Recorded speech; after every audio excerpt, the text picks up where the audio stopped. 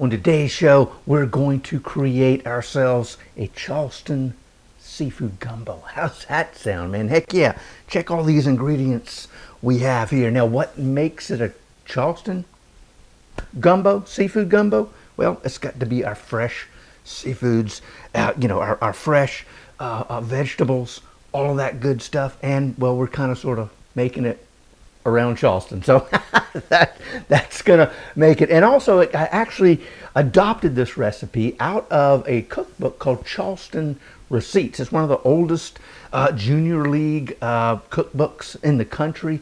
And, I've taken that and I've modified it a little bit and I kind of adapted it to my flavors and my cooking techniques. So I tell you what, we're going to have ourselves some Charleston Seafood Gumbo. Hey, welcome to Gourmet Fishing. I'm your host, David Murray. So, man, check all this stuff out. Crab, shrimp, little grouper over there, everything else. Let's go ahead and get started on our Charleston Seafood Gumbo right now.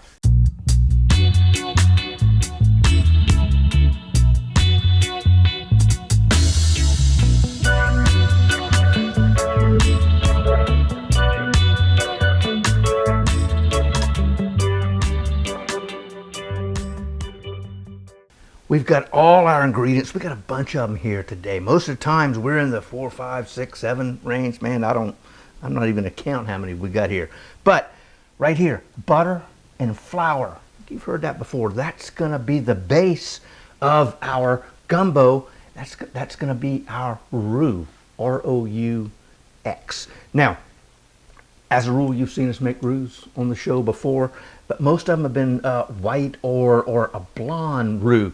This one is going to be a very dark roux, dark brown roux. And we got to be careful with that because we sure don't want it to burn. But after we get our roux done, then we've got some water, we've got some chicken stock, we've got okra, we've got some chopped up tomatoes. This was about a 14.5 ounce can of whole field tomatoes. I went ahead and chopped them up. We've got celery, we've got an onion, we've got a bell pepper. We've got right here a jalapeno pepper that we've seeded and taken the ribs out. We can use about a half of that. We've got a lemon. We got white shrimp. We've got crab meat. We've got some grouper over here. Got a little bit of cayenne pepper. This right here is what they call a browning sauce or a seasoning sauce. It's used a lot to enhance gravies. This is going to kind of give us a little bit of a nice dark tint to our gumbo. So I think we covered everything. Oh, nope, didn't. Parsley, fresh thyme. This is coriander. That's just there for decoration. We're not using that. So anyway, and we've got some salt back behind here hidden that you can't see very well. So I tell you what, I think it's time for us to go ahead and get started. I've got the stove on medium. I've got a heavy bottom pot. And I tell you, we're going to go ahead and move some of this stuff out of the way. We don't need quite yet, so we can see what we're doing. Are you over there? I've got myself a whisk.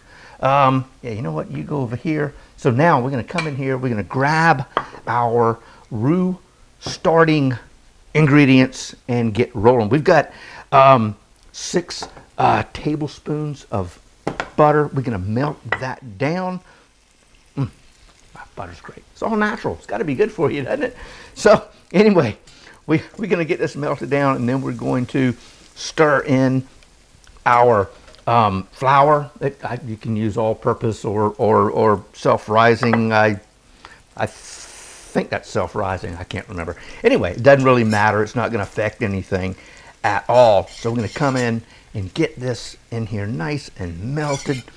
Now, again, like I said, we don't want to burn our roux at all. So we're going to come in, we're going to add our flour, and we're going to just whisk it away and get this thing up and running kind of into a paste. I just turn that down just a tad.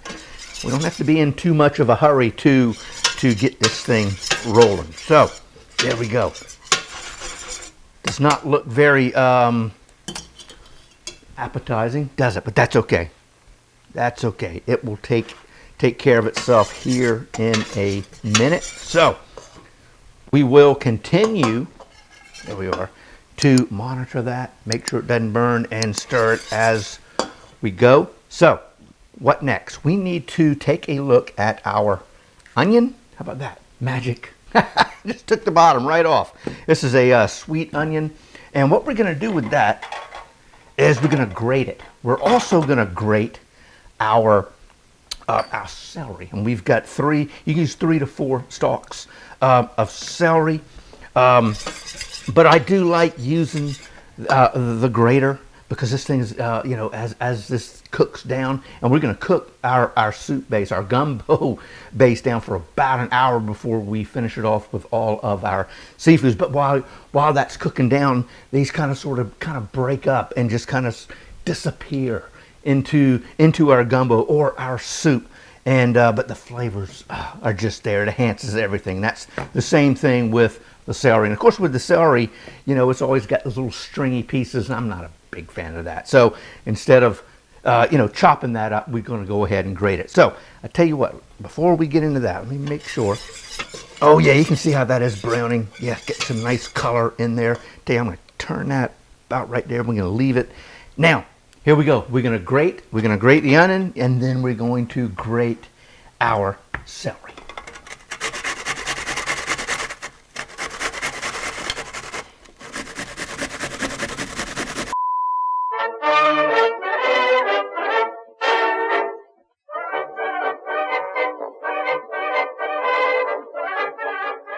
Oh yeah, see that thing is it is really taking on that brown color just like that. Oh yeah. So we still have a ways to go before we're at our dark brown roux stage. Oh man, I tell you what, we are just about done with our grating process. I tell you what, our roux is really looking good over there. Let me go ahead and just get rid of this real quick. Trying not to eat up my hands with the grater. Okay, so we're gonna grab that and this, a little bit of this. It's not good. Okay, there we go. Just like that. Check this thing out. That's the color that we're looking for. Man, that's awesome. So hopefully you can see that. Now, right now, what I'm gonna do, come in, I'm going to add my water and my chicken stock. So go ahead and add this. There you go. And continue to whisk. And voila. Hey, guess what? Made a mess. Yeah, I was waiting for that to come too. No problem. So here we go. We're going to add this. Bingo. Not as bad as the water. So there we go. We've got that taken care of. We come in here and just kind of sort of wipe that down just like so. Now it's time to begin adding some of our vegetables into this. Now I'm going to turn this heat up.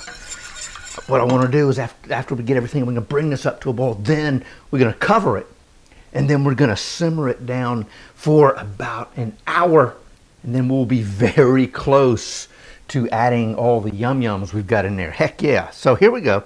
This is our onion and our celery. I think that's what it is. Yeah, celery that we grated a few minutes ago. Get that in here just like that. And we're going to come in with our tomatoes just like so. Heck yeah. We got our okra just like that. Something's on my head. I don't know what that was. Okay. So we've got that in here. Oh man, I tell you what, we are starting to come together. Give me a sec, a little housekeeping. Voila. Now, I'm going to come in with our bell pepper, and you know what? We will go half of our jalapeno. Tell you what, you know what? When the heck with that? I'm not even going to worry about bringing over the little cutting board. I tell you what, sometimes it's easier to cut on this side. We're just going to come in and make little small matchstick pieces just like so, and then we'll come back and we'll cross cut and make our little minced or diced pieces just like so. Right, now we're going to come in, get that cut up like that. We're going to rotate it about 90 degrees to where we were cutting, and keep your fingers in so you don't cut them, and just cross cut it just like that. So we got nice little small pieces of minced bell pepper. Right, just like that. Now we just, how about that? We missed that one all the way around, didn't we? So just give him a little bit there. Come in, and we will add that to our gumbo base, just like so. And we're almost ready to begin simmering. We're starting to come up to temperature, just like that. And I'm going to come over. Same thing with the jalapeno. We're just going to come in, just like so. Careful. Don't cut your little fingers. I'm going to come back this way and mince away.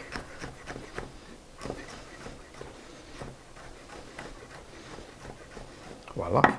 And there, we've got a little bit of pepper heat going in there, just like so. Voila. Okay. So, heck no, you ain't going anywhere. You're going right in that pot. Heck yeah. So I'm going to come in. This is a heavy 1/4 teaspoon. Does that make sense? So it's not flat. It's got a little, you know, a little bit of a mound to it. So we're going to add that into our gumbo just like so. Heck yeah. Oh man, that's looking good. Now I'm going to come in with some parsley like that.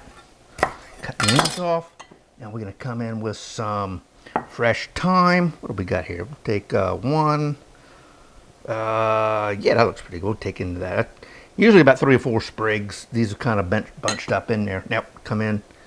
Again, y'all know me and my bouquet garnis. I love those things. So, well, what am I doing? There we are. Got my butcher's twine. We just come in here and tie ourselves a knot. Like so, I think. What are we doing? You know what? This thing is not working. There we are. Okay, just like so. Oh, yeah. Bingo. Now we've got it. Now I'm going to come in with my knife. Just kind of give it a pop to help begin to release some of the flavors. Just like that. Okay. Oh, no, you can automatically smell it. Yes, just like so. Drop that down in there. And we are almost, get out of there. Look at that.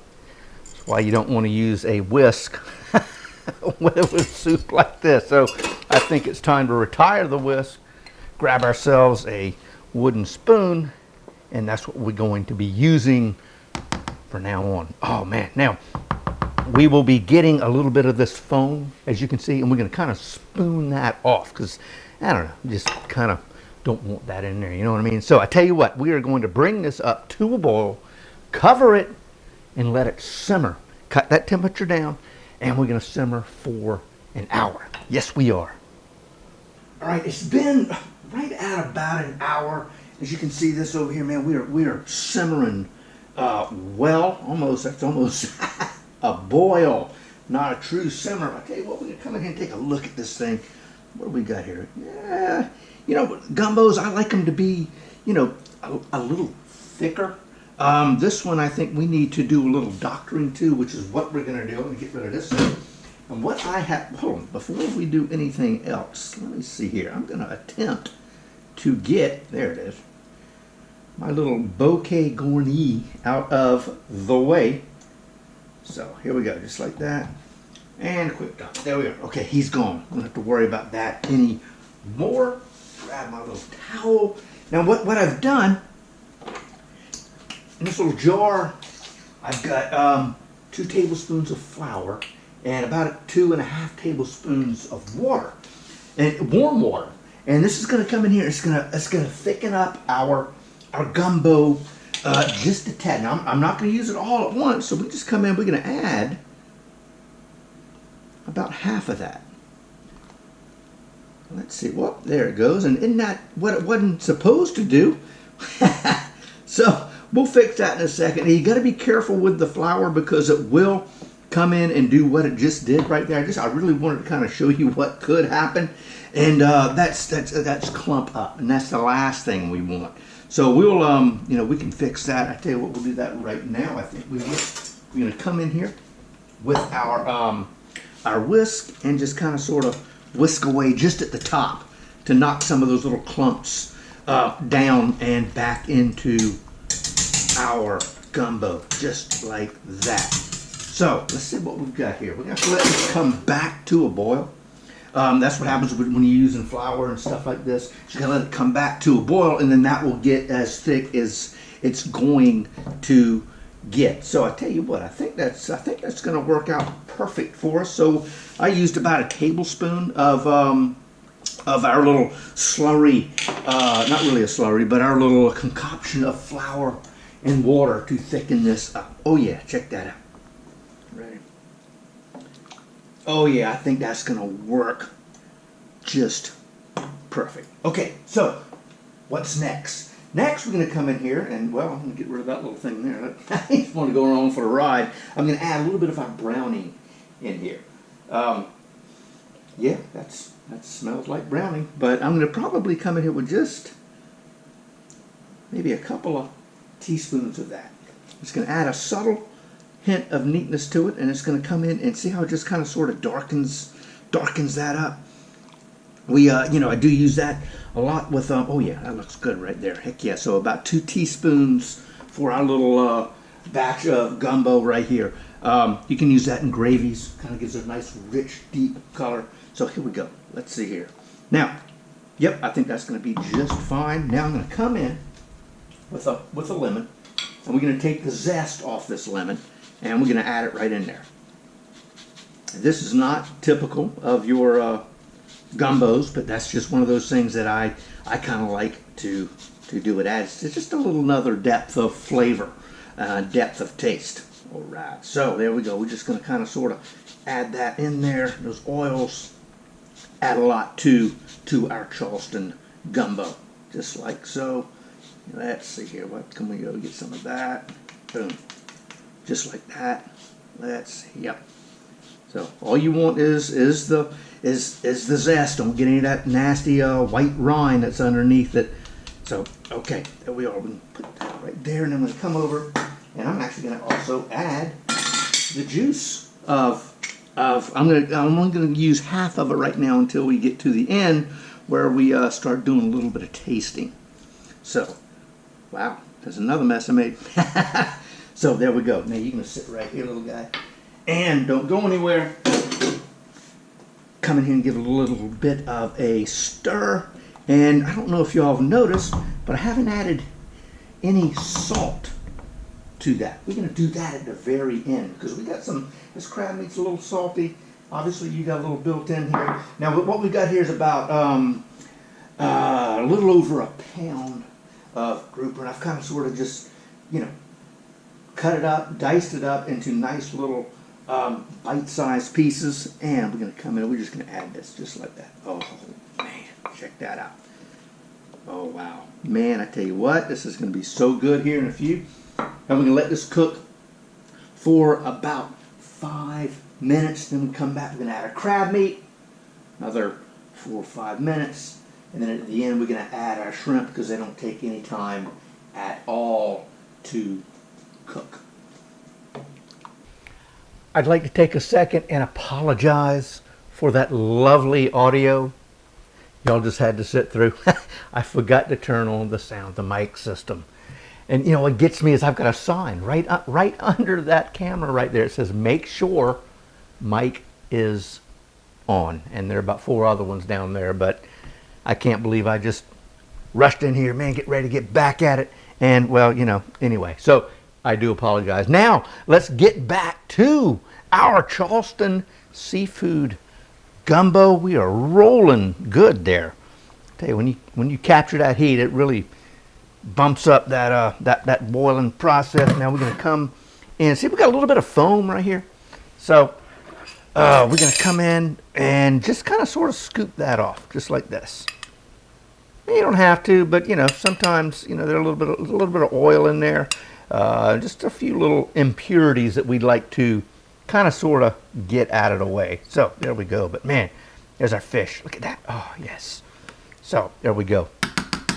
There wasn't a lot. I'm gonna come in here and get a little bit of that oil out. Okay, there we are. That'll be fine. Next, we're gonna come in here, and I'm going to add the crab. Now we got this is claw meat, so we got nice big pieces like this in here. Let's see, how am I going to not hurt myself? I'm going to grab this spoon, and we're just going to kind of sort of let that just fall in there, just like that. Oh, yes, I think, yes. just like so, in that crab meat. Oh yeah, look at those big old chunks. It's gonna cool this down just a tad. Yes, it is. And we're just gonna slowly stir it just enough to break the crab meat up. You know, we don't want to just get in there and whisk it away and break up those chunks of crab claw meat. So, I tell you what, man, another 5 minutes. We'll move on to our final ingredient and our final 5 before we can eat. Yes, sir. Oh, yeah. Oh, man, tell you what, that looks good. Here's our second 5. It has elapsed. So I tell you what, you know what? I don't even think we need to skim any of that off right now. What the heck we got going on here? What do we have? Oh, yeah. Just kind of give that a nice stir, just like so. Now we're going to come in here. Guess what? Our last little bit of seafood is some white shrimp. They don't have to be white, but that's what these are. Now I'm going to come in. These are 30 to 40 count shrimp that we have here. Is that the only one? Yeah, I just want to make sure I didn't have any more. And I don't know.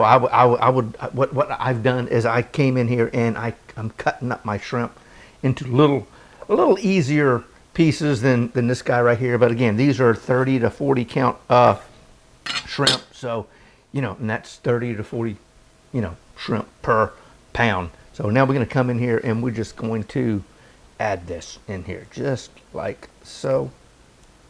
And that's it, ladies and gentlemen. That is our Charleston Seafood Gumbo. Now we're just going to stir this around just a little bit. Oh yeah, just get that down in there. Heck yeah. Oh my. I take the smells. Again, that's the only problem that we've got with video right now and TV and whatever else. Is you just can't get the smells. It's unbelievable. So I tell you what, we've got about 5 minutes. I'm just going to go ahead and I'm going to turn that off. I'm going to let that sit right there for 5 minutes. And then we're going to be ready to take this little guy back here, put some of that in it, and enjoy ourselves.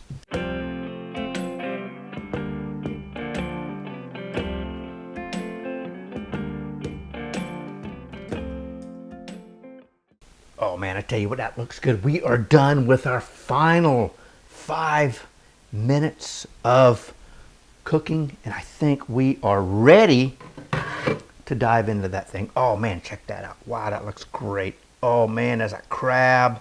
Wow, we got some shrimp. Yes, sirree, and a grouper. All our vegetables are in there. Oh man, so recap real quick. After we got our gumbo base cooked down for that hour, after we pulled it all together, we came back in and we added our fish. 5 minutes. Came back, added our crab, slowly stirred that in, another 5 minutes.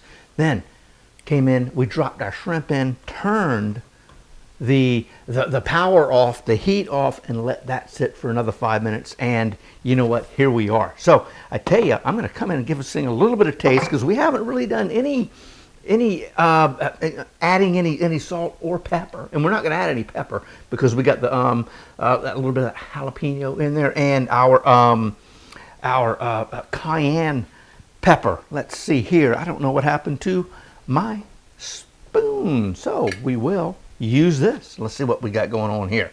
Let's see here, just like so. What do we got? Oh, the flavors are good, but yes. You know what? It definitely needs some salt. And I think, you know what? I'm also going to, excuse me, add the rest of this lemon. Okay. Boom. Just like that. Now, like I said, we do need some salt. I'm going to come in here with some kosher salt. I don't know. Try that for a sec. Then we'll give it a taste again. There we go. Just like that. Give it another stir. Another little taste, and then we will plate ourselves up some good old Charleston Seafood Gumbo. So let's see here. Where do we stand now? One more taste. Oh yeah, that made a huge difference, believe it or not. So anyway, that is going to be our final gumbo. I'm going to move you out of the way. I tell you what, we're going to come over here. Got ourselves our little serving dish. And you may be asking yourself, Self, what the heck is that in the middle of our bowl? So while we were rendering our, cooking our, rendering our gumbo base down, we came back over here and I threw some rice in that little rice cooker back there, and that's what's under here. So let's see, what do we got? Oh yeah, kind of cute, isn't it? Anyway, I just decided to do that anyway. There we are. So what would make this dish even more authentic is if this was Carolina Gold rice, which was a rice that was cultivated way back when. And you can Google Carolina Gold rice and find it, probably Amazon or Anson Mills up in the Columbia area. There are a handful of other places where you can get some. But this right here, that's just plain old parboiled rice. You can use white rice, short grain, long grain, jasmine, whatever you want to use. Go ahead and use it. So I tell you, we're going to come in. I'm going to move this guy out of the way, and we're going to ladle ourselves some of our gumbo in here. Oh man, just around the outside edges. Oh wow, check that out. Yum, yum, yum. Oh man, this is going to be so good. Yes, it is. Yep. Yep, yep, yep. Yes, sirree. Come in here. Just like that. Oh my. Check it out. That looks pretty good, I think. If I say so myself, we come in here, and you know what? We're just going to add a little bit of flair, a little bit of something in there. Grab that little piece of parsley. Come in here with a little bit of thyme leaves, just like so. I don't know what the heck. We'll drop the little guy right there, and you know what? Voila! We've got ourselves at our spoon. Oh man, there you go. There it is. There is our Charleston Seafood Gumbo. Got a little bit of French bread right up there, so you can dip some, get some of them little leftovers on there and eat that up. Hey, okra soup, another great Charleston low country dish. Got a video right down there for y'all to take a look at, and right here. Hey, don't forget to subscribe to the channel. Please give that a shot and let me know how it turns out. And until next time, God bless, and we'll see you soon.